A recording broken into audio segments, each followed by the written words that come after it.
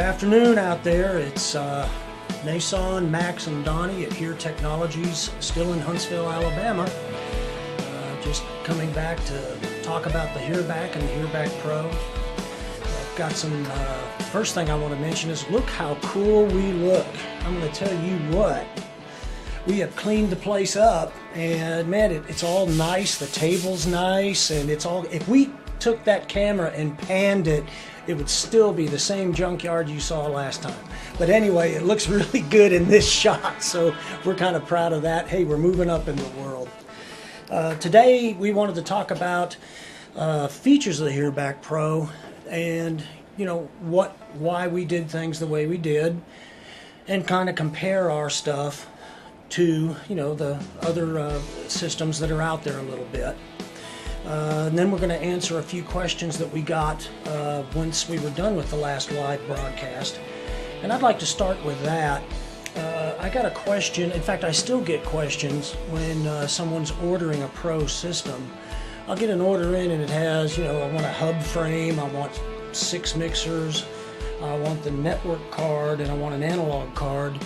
And you've got to remember that the analog cards, which I've got, here's the analog card.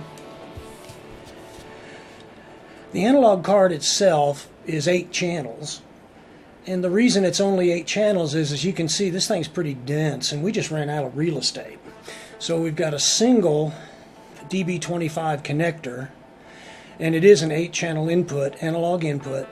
If you're going analog, you got to have 2 of these little animals in order to get 16.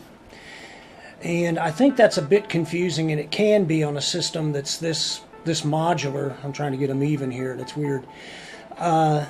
Because the analog card is the only input flavor that requires 2 slots. Because of the fact that we thought about stacking them, you know, and going like this, you know, and putting 2 connectors and all, and it just didn't work out. It was kind of weird, and it wouldn't have been good and dependable.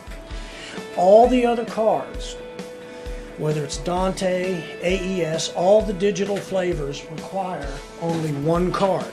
And here's a Dante card as an example. This is 16 channels, 1 slot. The digital cards are inputs and outputs. So in other words, you get both right here on the 1 card with 16 channels. The analog card, as you see it, is an input only. You don't have an output option yet. And we discussed this on our last live broadcast. And a few folks want to see an analog output card. And we're going to do that. That'll come around, and it'll probably be 2, not 1, just for the simple fact there's just a lot of stuff there to do it.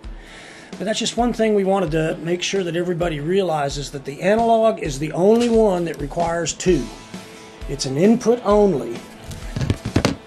All the digital cards, AES, ADAT, Waves, and Dante, is a single card, single slot, 16 channels. They are ins and outs. Okay? If there's any questions about that, or you know, just trying to clear that one thing up. All right.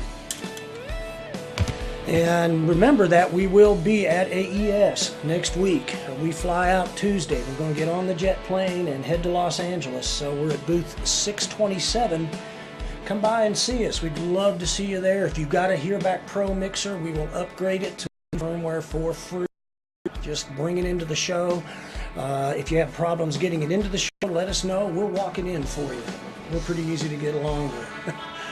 And with that, I think I'll turn to either Nason or Donnie. And if there's any questions, like we said, we'll answer them in real time. Just fire them off. All right, so the main purpose today was to talk about the HearBack, which is this guy, the original, and the HearBack Pro, which is that guy. And basically, here with some of the other personal monitoring systems on the market, and what sets our product apart, and why you should buy our product and not theirs. So basically, the first thing that I'll point out, both of these guys feature individual knobs for every channel. And I think that really is one of our biggest selling points, is that it's very easy to use. When you look at some of the other personal monitor systems on the market, they typically, with an exception to one other product out there, they typically only have one channel accessible. So this means you basically have to pick the channel before you can have control. It's a two-step process. With the Hearback and the Hearback Pro, it's just as easy as grabbing a knob and turning it. This can even be done with a drumstick. Our knobs are actually rubberized. So Drumstick. yeah, pretend that's a drumstick so you can actually... I can't tell which way I'm going. Max is the drummer, so he can verify this. He uses the Hearback system while he's performing. And so that's just a one-step process. Very easy. You've got direct visual feedback on both systems as to where your level is. So it's very easy to look at a glance and kind of know what's going on rather than having to look one by one channel at a time to figure out where everything is at. So this really simplifies things. This was something when we were designing the Hearback Pro, we thought about maybe only doing 8 knobs and having a bank, but we said no way. That's really what we're all about, is having these individual knobs on each channel. We need to keep that even when we go to 16. So that's probably one of the biggest things there. I guess the other thing is that we're really designed to work with any audio equipment out there. With the original Hearback, we've got the ability to come in analog. We've also got the ability to handle ADAT. And at that time, when this was developed about 13, 14 years ago, those were really, the two flavors to connect to any audio equipment you could think of. Now the Pro, a lot more is out there now, so that's why we decided to go modular and be able to handle any flavor of audio, whether it's analog, like Max was showing you a little while ago with the analog input cards, as well as the different flavors of digital.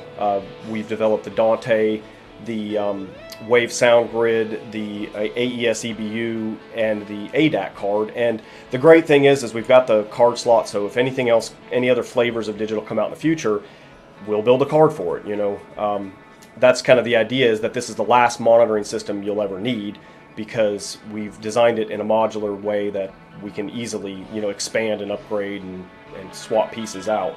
So some of the other competitors on the market are proprietary. So you basically either have to use their console or their digital snake to be able to even get into the system. So that's one great thing about us, is that we're very flexible and can connect up to anybody. And if you guys have suggestions for connectivity options and if there's a demand for it, we'll definitely build a card. So the other thing I'd like to point out is that most of these systems, with an exception to maybe one, are stuck at 48 kilohertz sample rate. And most people think, well, what do you really need to go any higher than that for? The original Hearback system was 48 kilohertz. It is 48 kilohertz. And it's because it's based around ADAT. But that's one of the things we realized we needed to change when we went to the Pro. We need to be able to support any of the sampling rates that recording studios or live sound consoles are going to be using, because if we're going to connect up to them with a digital connection, we've got to talk the same sampling rate. So that's why we decided to go ahead and make it support up to 192 kilohertz sampling rate. So anything 44.1, 48, 88.2, 96, 176.4, 192, we can support. We potentially could go even higher. We've got the bandwidth to do it, but we figured 192 kilohertz is about all that people are really looking for. Most people aren't even running at anything higher than 96. So another thing I guess I could point out, we've gone over all the features of the mixer in some of the previous videos, so we're not going to really go through everything today. But the user guide for our system is 18 pages long. So and that includes the disclaimers. Yeah, that includes FCC stuff. It basically it doesn't take that much to really explain our system, and most people can sit down and get around it, especially all the basic functionality that you really need without any instruction.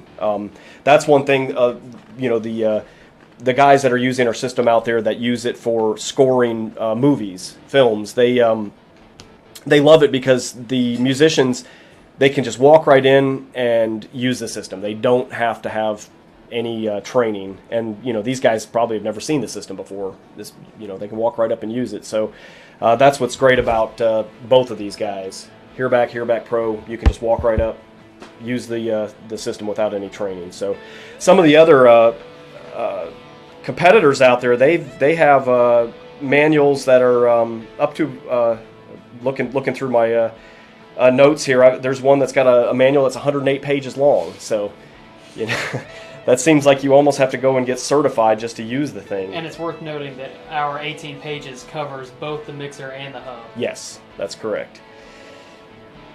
Another big thing, a lot of people don't probably think about this, but the amount of headphone power that we have compared to some of the other guys out there.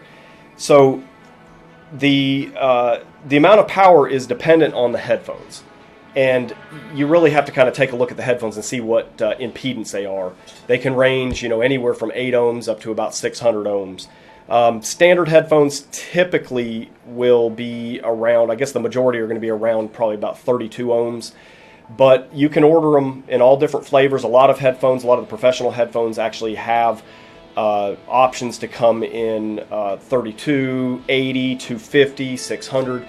So that really does make a big difference. Now, the reason why they have so many different impedances, if you're going to gang up a bunch of headphones on one amplifier, the higher the impedance, the better, because that impedance lowers based on how many headphones you have plugged in. So you can get away with more headphones on one circuit if they're higher impedance. So that's kind of why you see some of these 250 and 600 ohm. The same applies to our system. You definitely could gang a lot more, but just know that you're going to be spreading the power out a little bit further with the more headphones that you add. So just to give you an idea, the output power is basically kind of a bell curve, if you will. If bell curve is basically, it kind of goes up and then back down based on the impedance. So if you're at 8 ohms, it's going to be about 1 watt, and as you go to 32 ohms, we're putting out about 2.5 watts per channel. That's the Hearback Pro. That's actually both of them. So that's the Hearback and the Hearback Pro. We have the same headphone amplifier in both of these guys. This one was so good that's one thing we definitely had to keep in the Pro was the headphone circuit, because it's just indestructible. It can just run dead shorted for days and days. I think there's even been people that we found out that were running 24/7 for a month with a dead short on one side and it didn't kill it. So it really is. It's built like a tank. It's a Burr Brown OPA 551 chip that we use for each channel. So it's just got tons of power. You don't really need 2.5 watts of power, but the reason why it's so powerful, so that's basically 5 watts. If you're going to look at both channels, 5 total watts, 2.5 for left, 2.5 for right. But the reason why it's that much power is because when you get up to like 600 ohms, we're going to be putting out about 200 milliwatts. But that's still enough power. That's about what most of the competition put out at 32 ohms. So just to give you an idea that most of the guys out there, very few even are greater than a watt per channel. So you're looking at, there's a few of the guys out there that are actually 0.1 watts. So that's really not enough power, honestly, to drive most professional headphones. You really need to pay attention to the output power. And unfortunately, there's a couple of the guys out there that don't even have it published. And we know very well that they can't drive, especially high impedance headphones, that actually changes the tone quality of the audio coming out. I've experienced this myself.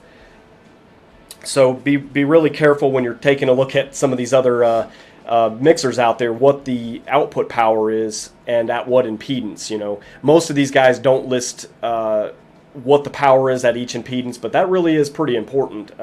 Especially before you buy, you should probably take a look at what headphones you're using and make sure they're going to work with that headphone system. We can assure you that ours are going to provide plenty of power with headphones that are anywhere from 8 to 600 ohms. And Donnie is sitting here remote controlling my mixer. Showing off. He's showing off with his app, which he said that he wasn't even going to be talking about it, but you're going to give him a light show, though. Oh, he's giving you a light show. you realize that the Facebook stream is mono, right? They can't even hear the stereo spread. Yeah, we wish Facebook would incorporate stereo streaming, because we could show you our panning and width control functions. So some of the other things that we want to point out is, for example, I don't believe I've looked through all of the guys that are out there, all the different products, and I believe we are the only one with an intercom. No, I believe one other. Is there one other? Yes. Okay, because I've dug through their literature. I can't seem to find any, but There's one other. okay. Max informs me there is one other. We'll have to take a look at that. But definitely, most of the mixers out there do not have the intercom functionality, which really is a huge plus, because this allows you to, in studios, you can talk to the other musicians that may be in other rooms. You can talk to the engineer, front of house, or in the in the control room, and actually the engineer can also have one of these, so that you can talk back to the musicians. Or what we're doing is we're with the app, we're going to allow a mixer to mirror another mixer. So this mixer could be at front of house or in the control room. You plug a pair of headphones into it. Through the app, you can choose which mixer you want to mirror, and now you can take a listen and help another musician get their mix. Our intercom, however, we are the only ones, for you live guys. We have a foot switch that you can use with our intercom, so that if you are playing live, and say in a church band, or just playing rock and roll, whatever, you can use this foot switch, and your front of house mic is your intercom mic by using this guy. And we're the only ones that have that, to my knowledge. Now, if I'm wrong, I would stand corrected. But this little gizmo is just wonderful. And you just use you come from your microphone into this guy, out of this into the Hearback Pro, and it splits. So you go to the Pro, and your mic comes in. Man, this is backwards. Your mic comes in here, and then you got front of house, and then to the Pro mixer. So it's just like an A/B switch, and it's just really cool. So that's one feature that we do have. Yeah, you got to stop looking at the monitor. It's the monitor's backwards, dude. I mean, I'm a drummer. I can't figure this out. So one other thing to point out is you want to take a look when you're looking at a personal monitor system, what type of network they use and how their network is set up. There's a few of the guys that the mixer is basically just a control, and the hub is actually the mixer. So in that case, you have a finite number of total mixers that you can support.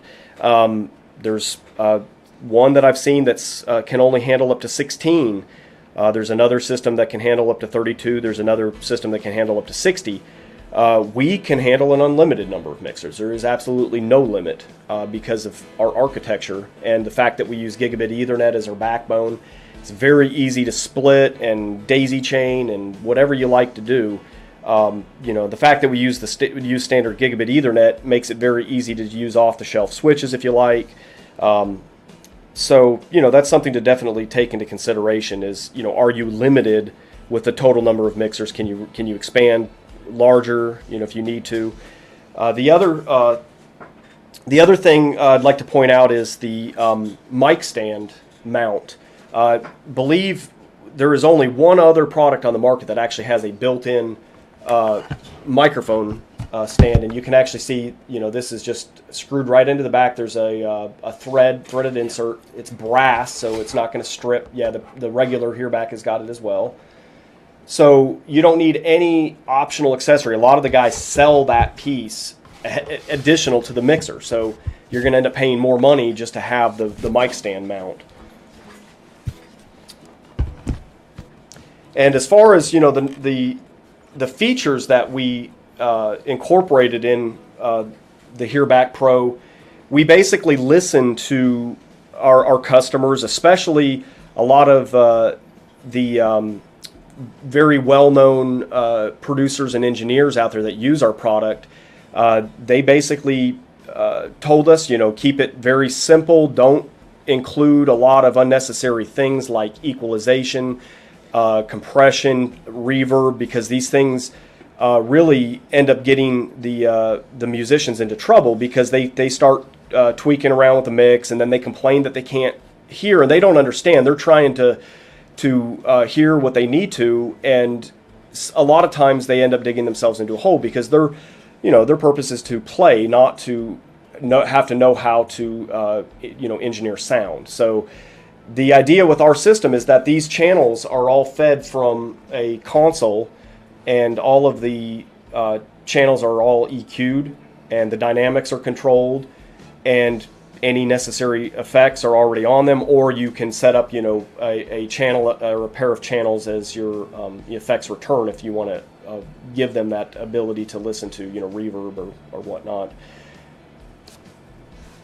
A number of the guys out there do not have the ability to bring in an auxiliary source, and that's really kind of a big deal in a lot of cases. If you're a drummer, you need to have a metronome to play with.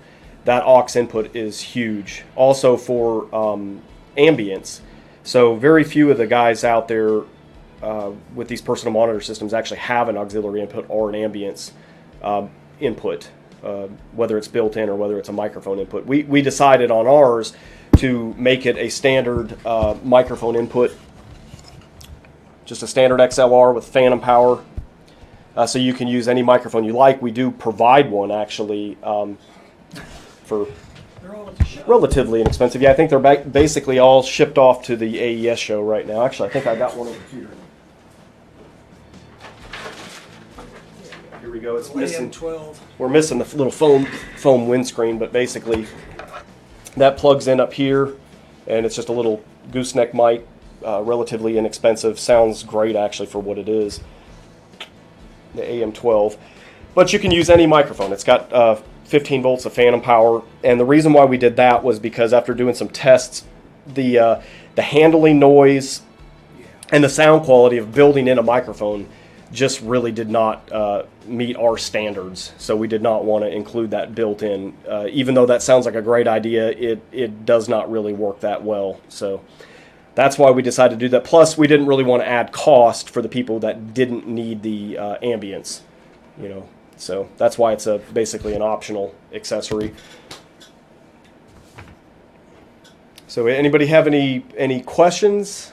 Nothing? Anything else that we need to go over? Well, while people are out there, I'd like to throw in one other thing. I was talking about the analog cards earlier, and one thing we offer, depending, especially on some of the big studios, our analog card, notice that there are some jumpers here. And we shipped these guys with these jumpers in place. And I believe, Nason, it's just 0 dB. In other words, what comes in is exactly what goes to the card. Now, if you pull these jumpers off, there are some resistors that are kind of in between them. You can't see in the little surface mount dudes. Basically, and that will give you a 10 dB pad. Just by pulling them. Now, the reason we went with these individuals is, say that you're in a situation, say you're in a house of worship, and you've got 4 aux outs and you're using those for 4 of your channels, but you got a bunch of inserts. Now, those inserts are at like minus 10 dB. The aux outs, you might have to pull these guys in order to get a pad to it. But if you're using the Ascend on an insert, you want those jumpers there because it's less no voltage in, no voltage out. So that's why we did that. But going even further with it, there are some studios out there, as an example, we had some overseas that basically wanted the Pro, but they called us up or emailed us and said, look, we're using plus 28 dB coming out of this console that we have. What can you guys do for us? We offer, if you wish, and it's no charge, we will actually take this guy and modify it to whatever you're using. And the most we've gone is, I think, plus 32 dB. Plus 32. Plus 32 is as far as we've gone. But we'll do whatever you want. If you've got a special application where half of them are coming from a different source or whatever, just talk to us and we'll do it and we'll test it before it ships. That is one thing we do. We actually connect up every single one of these systems before it ships.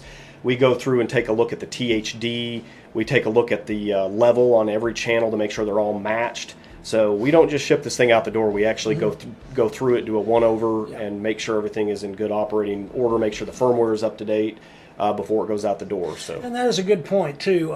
Remember that if, say, you're an end user and you call your dealer and you say, man, yeah, I want a Pro system, I want it to be a Dante.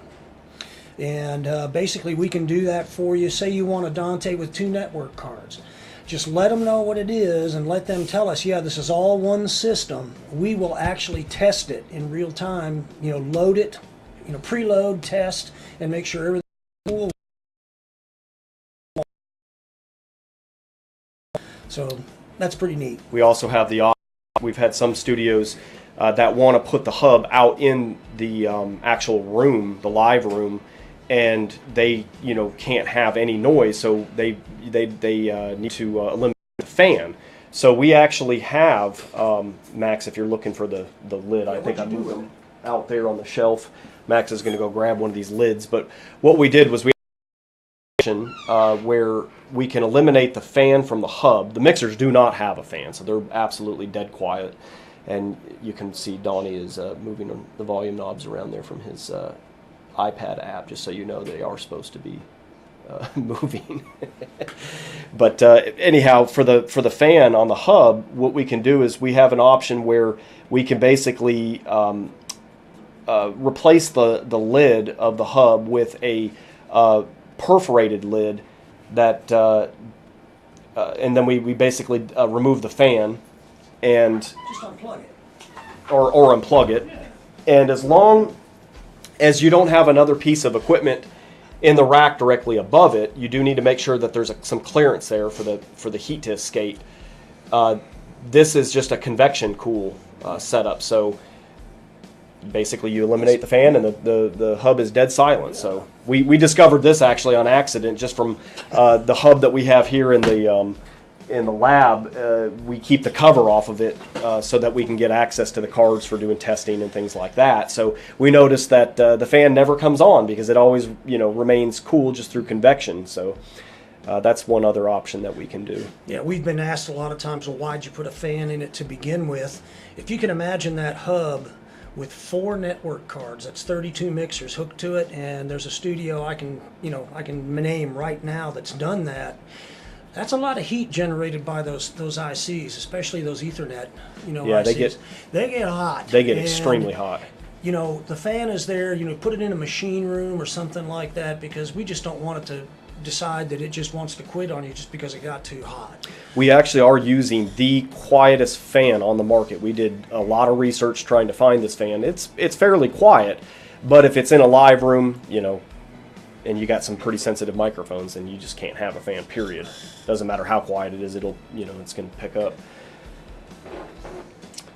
Anything else that we need to cover you guys can think of? That's about all I had, if there's no questions. The latency, I guess, would be one other thing I forgot to cover. When looking at some of the other personal monitor systems on the market, I should point out that most of the systems out there are around about a millisecond of latency. There's even one system that has 2 milliseconds of latency. This guy right here is a quarter of a millisecond. That's 0.25 milliseconds. This guy right here is about 1.5 milliseconds. And to kind of put that in proportion, if you're a drummer or you're a singer and you've got earbuds, you're going to start noticing the latency when it gets just above about 2 milliseconds.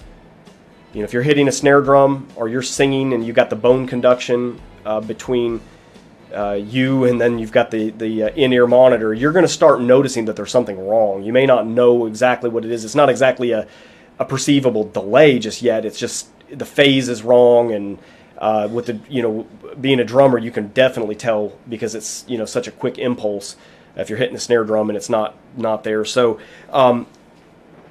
the big question we get from people is, well, why does it make any difference if I go with a system that's 1 millisecond?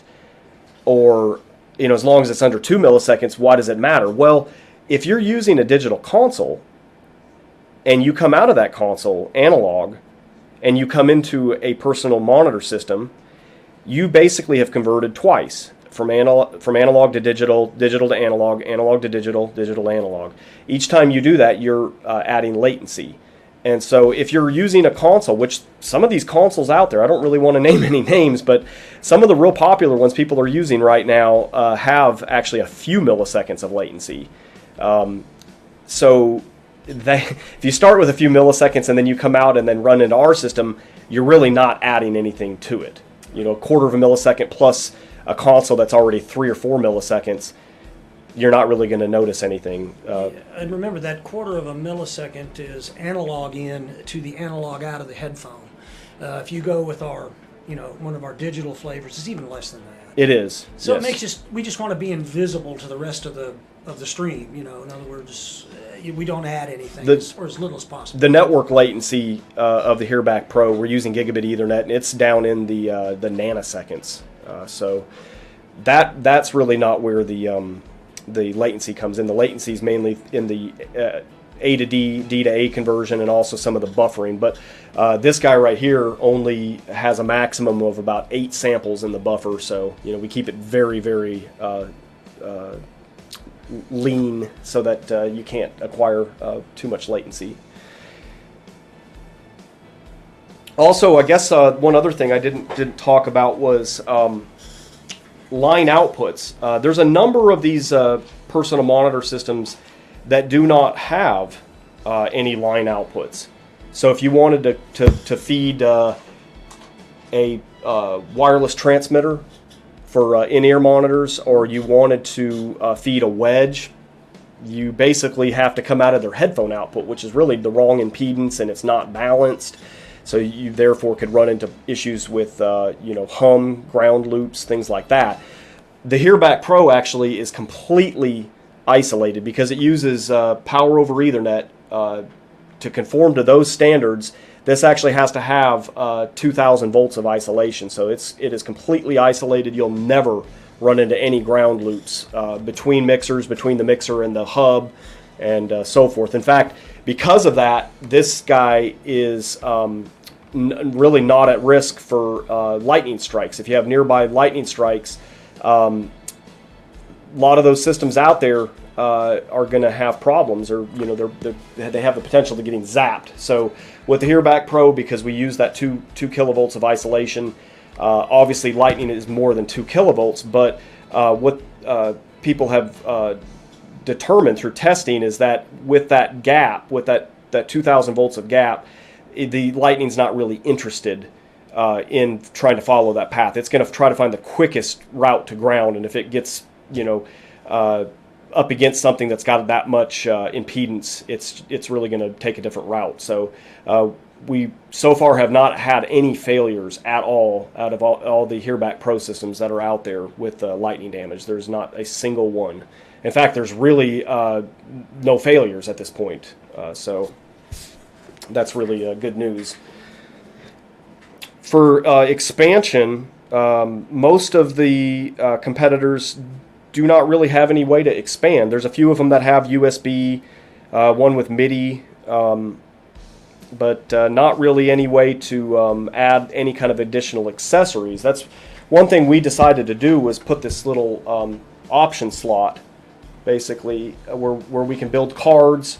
Right now, the only card that we actually have is a firmware update card, which, in order to do future updates, the first update has to be done from this card, and then going forward we will do updates from the iOS app. So you'll be able to update all your mixers at the same time, whereas with one of these cards you'd have to go through each mixer one at a time, upgrade the firmware. But we have plans for that card slot for a lot of other really cool ideas. We won't get into that just yet, but you'll see some pretty neat stuff coming in the future for that card slot. And I've got a question, and we can answer this real fast since we're talking about the 2 kilovolts of isolation and all. Big question is, how do you wire the Cat5e going to the original 8-channel system? Basically, it has to be wired correctly going to this guy. It's a standard A or B punch down with no crossover. So in other words, your RJ45, the cat cables we sell and have been, they're just a standard B punch down. Okay, so just stay with that. You know, you can use A or B, but in your system, it's best to go with one and just do it the whole thing, just one or the other, although you're okay either way. The neat thing about the Pro is because of the way it's set up and the transformer isolation and everything, you can take that cable and just literally just really hose it as far as punching it down. And the system is smart enough, the way these guys are set up, it'll figure it out and internally, I guess, wire it to be right. So with this guy, if you wire it backwards a certain way, you can actually damage the mixer. With this guy, don't even worry about it. Yeah, it won't power up. It's smart enough to know not to power up if it's wired incorrectly. Like Max was saying, you actually can swap. You can do a crossover cable. There's actually quite a few things that you can do incorrectly. And the Ethernet PHY that we use, which is the IC that deals with the Ethernet, can actually detect how it's wired and basically just work with it. So that's one really cool thing. One thing you probably want to try to avoid is hooking these mixers, the Pro mixers, up to the original hub for these guys. It's not the same signaling, and what will end up happening is the power that is supplied on a few of the wires for this guy is going to show up in some incorrect spots for this guy. And what will happen is the hub for this system has protection, and it uses what's called PTC fuses. They basically get hot, and when they get hot, they open, but they also continue to get hot. So after a while, it's not going to hurt anything if you just plug this Pro mixer in for a short period of time, minutes maybe, probably fine. If you left it there for long enough, you probably are going to end up having to replace the PTC fuses because they're going to get hot and they're eventually going to open.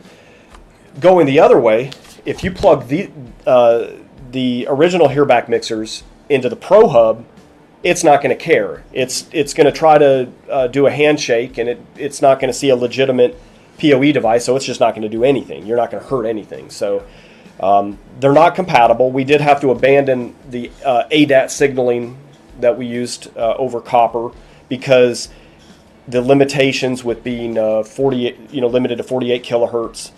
And quite a few other things. The ability to do some of this remote control, the bi-directional communication. We just wouldn't be able to do any of those things. So that's why we decided to go with the standard gigabit Ethernet for the Pro system. Now you can use both systems together. We do have a ADAT card that goes in the Pro hub, and it actually has Hearbus output connections, which can connect up to the hub that powers these guys. So you can have both systems running simultaneously. Basically, whatever's 1 through 8 here can be 1 through 8 here, and then you can even have a different original Hearback system, 1 through 8, connected up to the 9 through 16 here. So that's kind of how they integrate with each other if you want to use both. And I already know the question that's coming that folks will ask, because I get it all the time. The ADAT card is 48 kilohertz. It automatically downsamples if you're using anything else, okay? And no, it does not support SMUX. So you can't, swap and go from 48 to 96. It is 48 on. Yeah, we decided not to support SMUX because SMUX basically cuts the number of channels in half for a doubling of the sample rate. So if you go to 88.2 or 96, you get 4 channels. If you go to 192, you only get 2 channels. So it just doesn't really make sense to have SMUX because we want to be able to support 8 channels for the original system and 16 channels for the new system. And of course, to get 16 channels on ADAT, we have 2 different ADAT connections, 1 through 8, 9 through 16. Yep.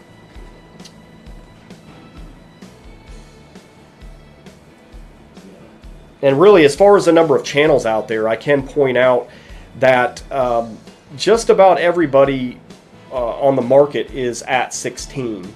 So you really need to read through. There's a lot of systems that have access to more channels, but as far as mono channels that they can control, it is pretty much 16. I think with the exception to one company that can do 24.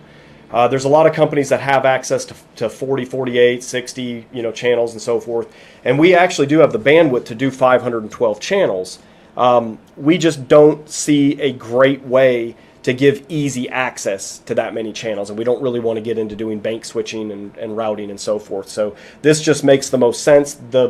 Instead of doing so many channels, the best thing to do is to give the musicians less individual channels. You want to use aux sends and put your drums on one channel or two channels for stereo. Don't give them the kick drum, the snare drum, the hi-hat, the toms. They don't need that. That's just too much to have to sit there and tweak and try to get a balance on. They're trying to perform. Do you really want them to have to deal with mixing the drum set or mixing all the individual choir microphones, things like that? Those things really should be mixed down to one knob. That just makes more sense. And if you have a really large setup, what makes better sense is to give each section their own system. So basically, your rhythm section could have one hub that has 16 inputs. In fact, if this is on a system like a Wave Sound Grid or a Dante, you can route whatever 16 channels to that hub, and they'll show up as a one-to-one mapping, 1 through 16. And then on a different hearback system, you could have a different set of 16 that you route over the same Sound Grid or same Dante network. Very easy to do, and then that way all the folks in that section are going to have that set of 16, and then all the folks in the other section are going to have a different set of 16. It's a great way to make it easier on the user. In fact, they probably don't really need 16 channels. Most likely, 8 or 12 is going to be probably plenty in most applications. Don't give them too many channels. That's just going to make it a lot harder on them when they're trying to perform. Playing an instrument and mixing is, you're giving them double duty. Well, we hope to see you at AES. Like I said, we're flying out Tuesday, and the show I think starts Thursday or Friday, I can't remember. But when you show up to the booth, you will get your very own Hear Technology stress ball. And the reason we give these things out is, first of all, shows are terrible, man. They're stressful. You're going to get your very own stress ball, and you can throw this at the drummer, or you can throw this at the guy next to you. We want to see him in the air by the end of the show. So there you go. And see, as we pan out, look at this mess. This is what we really live in. We live in a 10 by 10 hovel. So that's where this stuff is designed. So doesn't that give you a warm fuzzy? There's where the app is being developed right there, Ronnie's workstation. And no, that is not a bottle of champagne. Looks like it. Looks like it. That's Max's little hole right there. Yes. Yes, I'm usually chained to it. So if you call Max, that's where he answers the phone right there. There's the disconnected phone. There's Donnie. And that's it. Hope to see you at the AES show. Have a great one.